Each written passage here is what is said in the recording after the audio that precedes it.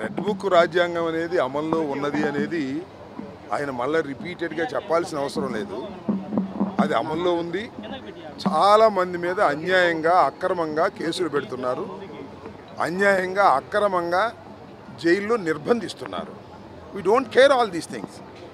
నేను చాలా సందర్భాల్లో చెప్పా, ఈ తిరుపతిలోనే చెప్పా, ముఖ్యంగా లోకేష్ రెడ్ బుక్కి మా కుక్క కూడా భయపడదని.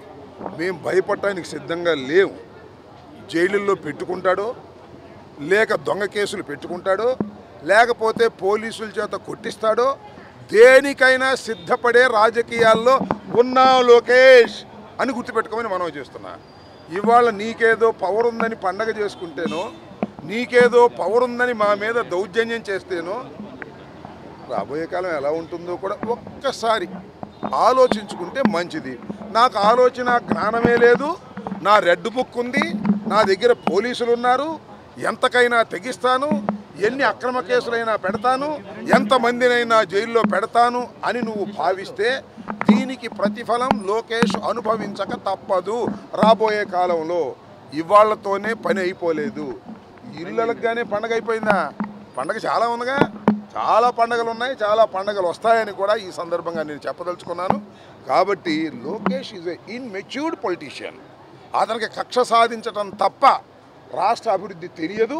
కక్ష సాధించే క్రమంలోనే అతను తన గొయ్యి తాను తవ్వుకుంటున్నాడని నా అభిప్రాయం. వెనక్కి చూసుకొని ఆలోచించేటటువంటి జ్ఞానం కూడా అతనికి లేదు. అధికార మదంతో ఉన్నాడు. అధికార మదం శాశ్వతంగా ఎవరికి ఉండదు. మా అమ్మని అవమానించారు. వాళ్ళ అమ్మని అవమానించింది ఎవరో నాకు తెలియదు ఇంతవరకు. నా మీద కూడా అన్నారుగా శాసనసభలో అవమానించారని. చెప్పమంటున్నా, శాసనసభ రికార్డ్స్ తీసుకురండి, శాసనసభలో చూడండి. వాళ్ళ అమ్మగారిని ఎక్కడో ఎవరో అవమానిస్తే తప్పేది, దాన్ని మేము కాదంటలా. శాసనసభలోనే అంబటి రాంబాబే అవమానించాడని బావుడు ఏడ్చారు. చూపించమంటున్నా నేను. అనవసరంగా అన్యాయంగా వారి తల్లిగారిని దూషించడం కానీ, వారి తల్లిగారిని అవమానించడం కానీ నేను ఎప్పుడు చెయ్యలేదని కూడా చెప్తున్నా. ఇప్పటికి చెబుతున్నా, అప్పుడు చెప్పా, ఎప్పుడు చెబుతా. నేను అవమానించినట్టుగా ఏదైనా ఉంటే చూపించమని అడుగుతా ఉన్నా. ఊరికినే మా తల్లిని అవమానించారు, మా నాన్నను జైల్లో పెట్టారు అంటే మీ నాన్న జైల్లో పెడితే కనపడంలో జైల్లో పెడతావా? మీ నాన్న ఒక నేరంలో జైలుకి వెళ్ళాడు, 53 రోజుల తర్వాత బెయిల్ వచ్చింది. అందువల్ల ఇవాళ కనపడంలో జైల్లో పెడతాను, జోగి రమేష్ని జైల్లో పెడతాను, చెవిరెడ్డి భాస్కర్ రెడ్డిని జైల్లో పెడతాను, వైఎస్ఆర్ కాంగ్రెస్ పార్టీ కార్యకర్తల్ని నాయకుల్ని అందరిలో జైల్లో పెడతాను. పెట్టుకో, ఏమైంది? జైల్లో పెడితే చచ్చిపోతామేంటి? జైల్లో పెడితే రామా బయటికి? మీ నాన్న రాలేదా?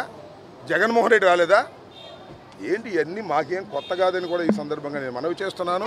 నువ్వు జైల్లో పెడితేనో, నువ్వు కేసులు పెడితేనో, నువ్వు సవాళ్ళు చేస్తేనో, నువ్వు రెడ్ బుక్లు చేస్తేనో ఎవడు భయపడడు. భయపడటానికి సిద్ధంగా లేము. దీని ప్రతిఫలం అనుభవించడానికి నువ్వు సిద్ధంగా ఉండు. పిల్ల లోకేష్, నీవు పిల్లోడివి, నీకు తెలియదు. మీ నాన్న ముఖ్యమంత్రి అయ్యాడని, నువ్వు గెలిచానని ఏదో సంబరాలు చేసుకుంటున్నావు. అవన్నిటికీ కూడా మీరు చూశారుగా, సంవత్సరంన్నర అయింది. ఎంత ప్రజల్లో తిరుగుబాటు వచ్చిందో నేను ప్రత్యేకంగా మీకు చెప్పాలా? మీకు తెలియదా? ఆ రోజున ఎలా ఉన్నాం మేము? ఎలక్షన్ వచ్చిన నెల రోజులు ఎలా ఉన్నాం? సంవత్సరానికి ఎలా ఉన్నాం? సంవత్సరంన్నరకు ఎలా ఉన్నాం? 3 సంవత్సరాలకి ఎలా ఉంటామో చూస్తారు మీరు. 4 సంవత్సరాలకు ఎలా ఉంటామో చూస్తారు మీరు. దేదీప్యమానంగా ద్విగుణీకృతంగా జగన్మోహన్ రెడ్డి గారి మీద క్రేజ్ పెరుగుతూ ఉన్నది. అరే తప్పు చేశామే, అన్యాయంగా కూటమికి ఓటు వేశామే, కూటమికి ఓటు వేసినందుకు కక్షలు కార్పణ్యాలు తప్ప ఏ అభివృద్ధి లేదే, ఏ సంక్షేమ కార్యక్రమాలు సక్రమంగా అమలు చేయటం లేదే అని ప్రజలు రిపెంటెన్స్ వస్తున్నారు. ప్రజలు పునరాలోచనతో వస్తున్నారు. లేకపోతే ఏంటండి, జగన్మోహన్ రెడ్డి బయటికి వెళ్తే అంతమంది జనం వచ్చి ఏముందని జగన్మోహన్ రెడ్డి దగ్గర పవర్ ఉందా? సంతకానికి విలువ ఉందా? ఏమీ లేదు. ఆయన చేసిన గొప్ప పనుల వల్ల ఆ మహానుభావుణ్ణి మనం ఓడించుకున్నామనేటువంటి బాధతో దుగ్ధతో ఆయన ఎక్కడికి వెళ్తే అక్కడ వేలాది లక్షలాది మంది ప్రజలు వస్తున్నారంటే అర్థం చేసుకుసావండి. మీ దుంపదెగా, మీ గొయ్యి మీరు తవ్వుకోకండి అని చెప్పదలుచుకున్నా. మా గొయ్యి మేము తవ్వుకుంటాం, మా లోకేష్ చెప్పింది మేము వింటాం, మా పార్టీ అంతా లోకేష్ వెనకనే వెళ్తాం, లోకేష్ సరాసరి వెళ్ళి బంగాళాఖాతంలో దించినా మాకు ఇష్టమే అని అనుకుంటే వెళ్ళండి, బంగాళాఖాతంలో దిగండి. మీ రెడ్ బుక్కి ఇంకొక దానికి మీ పోలీసు వ్యవస్థ చేసేటటువంటి దౌర్జన్యాలకి ఎవడు భయపడడానికి సిద్ధంగా లేడు. వేసుకొని లోపల వెళ్ళిపోతాం, దానిలో ఏం సందేహం లేదు. ఎవడు కదన్నాడు? జీవితాంతం పవన్ కళ్యాణ్ గారిని కలిసే ఉండమనండి, మాకు ఏ విధమైన అభ్యంతరము లేదు. కలిసి ఉంటేనే మంచిదని మేము అనుకుంటాం. కలిసి ఉంటే కలదు సుఖం వాళ్ళకు కాదు మాకు. నేను మీకు చెప్తున్నా, మీరు ఒకసారి విశ్లేషణ చేసుకోండి. ప్రభుత్వ వ్యతిరేకత పెరిగిన తరువాత ప్రభుత్వ వ్యతిరేక ఓటు చీలకోకుండా ఉండాలి అంటే ఆ కూటమి కలిసి ఉండవలసిందే. ఉంటేనే ప్రయోజనం. వాళ్ళు కలవడం వల్ల అప్పుడు ప్రయోజనమైంది వాళ్ళకి. ఎందుకంటే మా యాంటీ ఎస్టాబ్లిష్మెంట్ చీలకోకుండా మొత్తం వాళ్ళకే పడింది, వాళ్ళ యాంటీ ఎస్టాబ్లిష్మెంట్ కూడా చీలకోకుండా మొత్తం మాకే పడుతుంది. కలిసి ఉంటేనే ఈజీగా గెలుస్తాము అని నేను అనుకుంటున్నాను. పవన్ కళ్యాణ్ గారు బహుశా అగ్రిమెంట్ రాసినట్టున్నాడు 15 సంవత్సరాలు.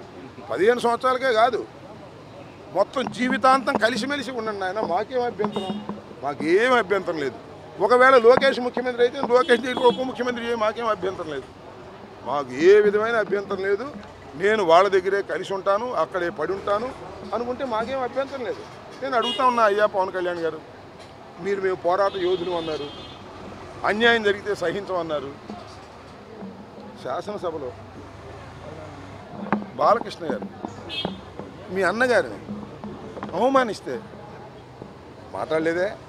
15 సంవత్సరాలు కలిసి ఉండి మాకేమీ అభ్యంతరం లేదు.